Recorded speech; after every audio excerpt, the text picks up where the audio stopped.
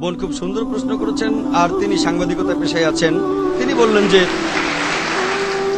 যখন Osama bin Laden রাশিয়ার সাথে যুদ্ধ করছিল, তিনি তখন হিরো, আর ওসামা বিন লাদেনকে আমেরিকায় তৈরি করেছে। পরে যখন সে আমেরিকার বিরুদ্ধে গেল, তখন তাকে বলা হলো সন্ত্রাসী। আর বোন ঠিকই বলেছেন যে সাংবাদিকতার একটা উদ্দেশ্য থাকতে হবে। সাংবাদিকদের কোনো মন্তব্য করা উচিত নয়। যেগুলো করে থাকেন সাধারণত রাজনৈতিক নেতারা, সাংবাদিকরা নয়। এটাই হচ্ছে নিয়ম। তবে নিয়ম বানানো হয় ভাঙার জন্যই। আমেরিকায় নাকি কথা বলার স্বাধীনতা আছে। আমার মতে আমেরিকায় কথা বলার স্বাধীনতা হচ্ছে সবচেয়ে কম। ততক্ষণ বলতে পারবেন যতক্ষণ তাদের স্বার্থে আঘাত লাগবে না। তাদের বিরুদ্ধে কিছু না বললে আপনি যা খুশি তাই বলতে পারেন, তবে তাদের বিরুদ্ধে কিছু বললে সিআইএ আপনাকে অ্যারেস্ট করতে পারে। আমার মতে পুরো ব্যাপারটা একটা নাটক, লোক দেখানো। কথা বলার স্বাধীনতা। আপনার প্রশ্নে আসি, আমরা কিভাবে জবাব দেব ওসামা বিন লাদেন সম্পর্কে, আর কোন হাদিস আছে কিনা ইত্যাদি। এই প্রশ্নটা আমাকে করা হয়েছিল অস্ট্রেলিয়ায় কয়েক বছর আগে। পার্থে আমেরিকার কনসাল জেনারেল আমাকে এই প্রশ্নটা করেছিল।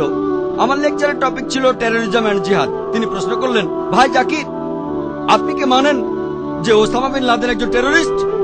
এটাই প্রথম প্রশ্ন। আমি তখন তাকে বললাম যে ওসামা বিন লাদেনের কথা যদি বলতে হয়, আমি তাকে চিনি না, কখনো দেখিও নি। আমি তার বন্ধু না, বা আমি তার শত্রুও না। আমি আসলে জানি না। টিভি চ্যানেলের নিউজ রিপোর্টগুলো শুনে আমি এর উত্তর দিতে পারবো না।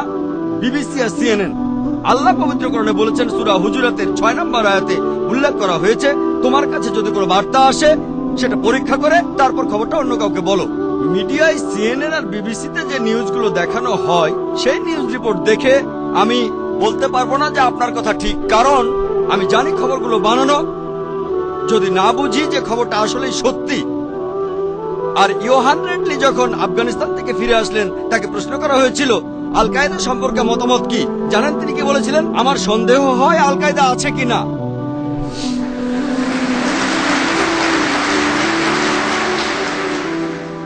তাহলে সিএনএন আর বিবিসিতে প্রচারিত নিউজ রিপোর্টগুলোর উপর নির্ভর করে আমি এর উত্তর দিতে পারবো না।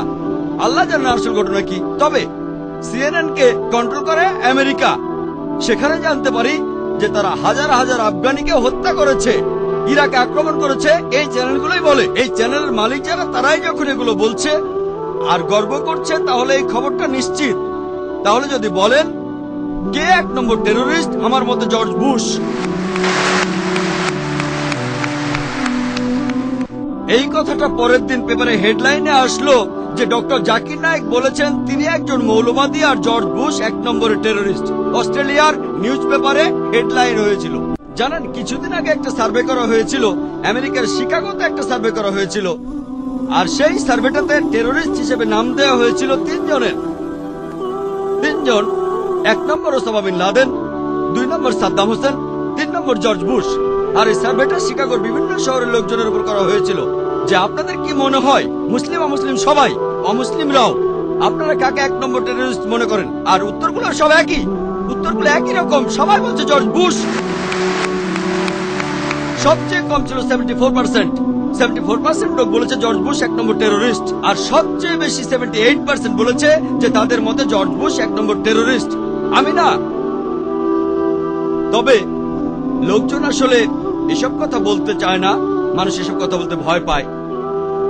একটা হাদিস আছে, আমাদের প্রিয় নবীজি সাল্লাল্লাহু আলাইহি সাল্লাম বলেছেন, যদি কোন রকম অন্যায় হতে দেখো, হাত দিয়ে সেটা থামাও। যদি হাত দিয়ে থামাতে না পারো, তবে মুখ দিয়ে থামাও। যদি মুখ দিয়েও থামাতে না পারো, তখন তুমি মনে মনে অভিশাপ দাও তাকে, আর তখন তুমি হবে সবচেয়ে নিচু স্তরের মুমিন। তাই আমি স্পষ্ট করে বলি, আমি সত্য কথা বলি।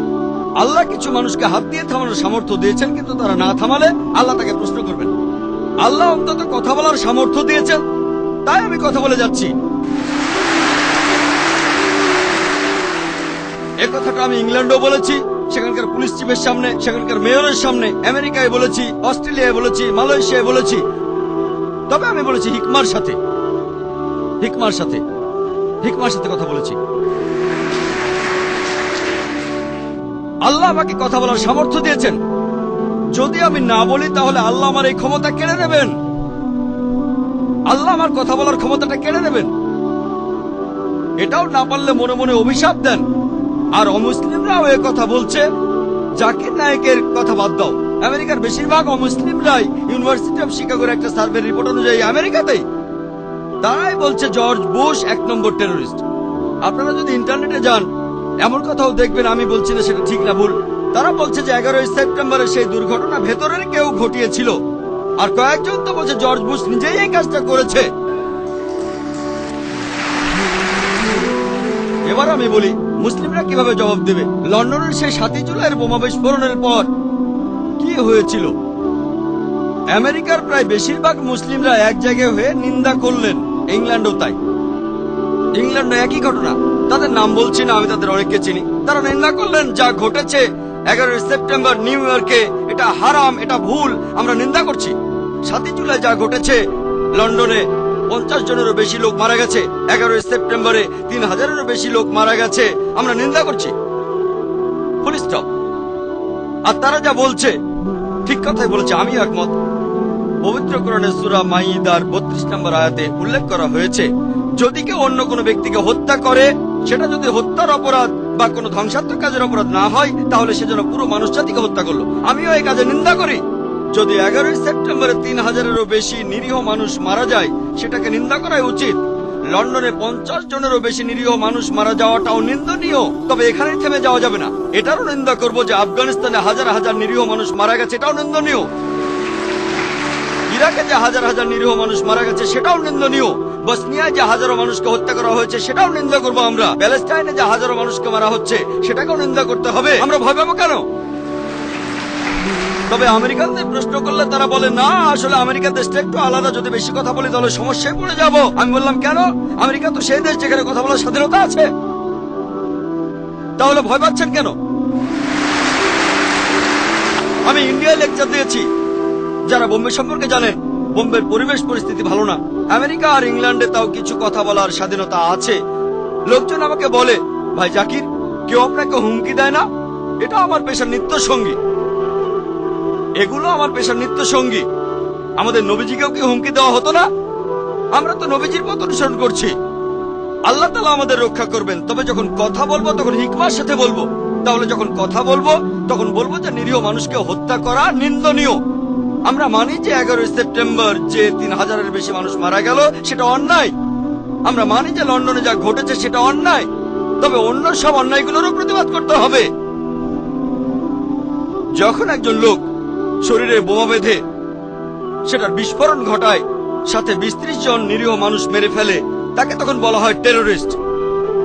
তবে যখন কেউ প্লেন থেকে নিচে বোমা মারে আর এভাবে হাজারো আফগানিকে হত্যা করে, তাকে তখন বলা হয় সাহসী আমেরিকান সৈন্য। এতে সাহসের কি আছে? এটাকে বলা হয় চুরি করে যুদ্ধ। এতে সাহসের কি আছে? উপর থেকে বোমা ফেলছেন আর একটা বোমাতে কাজ হচ্ছে 50টা বোমার সমান। আমাদেরকে বুঝতে হবে যে ইসলাম হলো সত্যের ধর্ম। আর আমি আমার প্রশ্নের উত্তর শেষ করার আগে পবিত্র কোরআনের একটি আয়াতের উদ্ধৃতি দেব। সূরা ইসরার 81 নম্বর আয়াতে উল্লেখ করা হয়েছে, ওয়াকুল জাল হাক্কু ওয়া জাকাল বাতিল ইন্নাল বাতিলা কানা জাউকা। যখন সত্য এসে মিথ্যের সামনে দাঁড়ায়, মিথ্যে বিলুপ্ত হয়, কারণ মিথ্যে প্রকৃতিগত কারণে বিলুপ্ত হবে।